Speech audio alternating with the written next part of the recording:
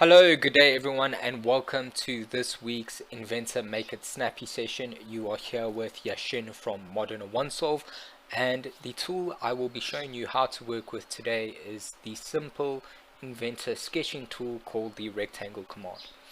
So all you need to do is have an active sketch, and you can use any one of the sketching tools available. More specifically, let's take a look at some of the rectangular options. So you do have a couple types of rectangles that can be created depending on the shape you need for your overall component. And the first option I'll go through is a simple 2-point center rectangle. Start the function by simply clicking on it, and all I need to define the shape is to choose 2 points. That will be the center as well as a corner point, which will define the overall length and width of the rectangle.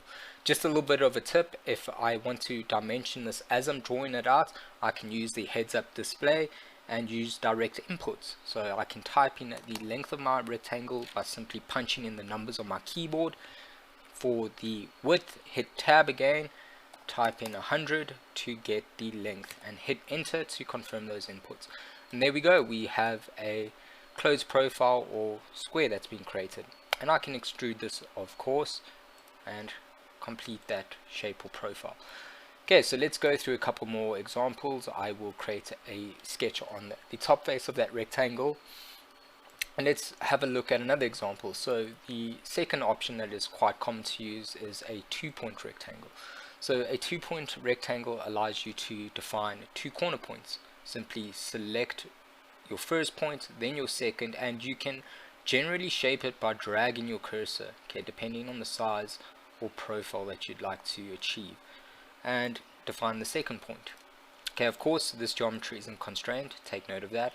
No sizing or positioning has been defined just yet, but we'll cover how we use dimensions and constraints in later sessions that we'll have on our YouTube channel.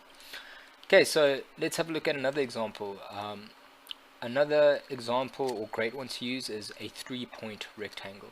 So a 3-point rectangle allows you to draw a rectangle at an angle, depending on the angle that you'd like to use.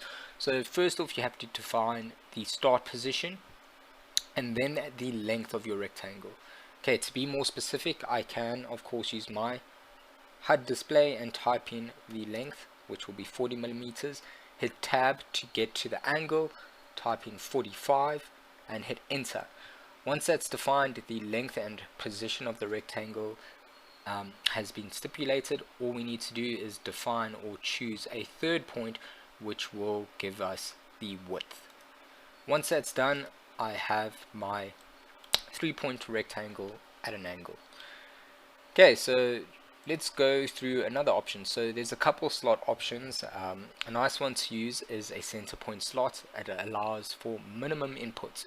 So I'm going to select on the center point slot, and all I have to define for this is choose a center point, okay, to define its location, and then choose a second point to define the length, okay, of the slot. So I'm going to generally size it up, and then a third point which will allow me to define the thickness or width of the slot profile, and done. Okay, so another example, the last one I'll show you how to work with, is a polygon. Okay, so the polygon function works a little bit differently because it comes with a dialog box. In this dialog box, it just simply asks you to decide what kind of polygon you are drawing: inscribed or circumscribed. Inscribed within a circle, circumscribed just on the outside.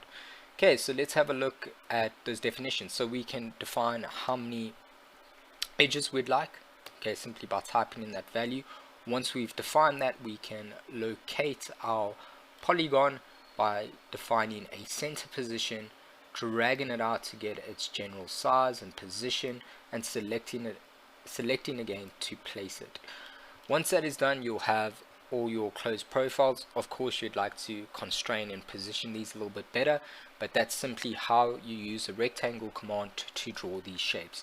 And just to top it off, there are closed profiles, so we can run or perform extrusion commands on these. Okay, with a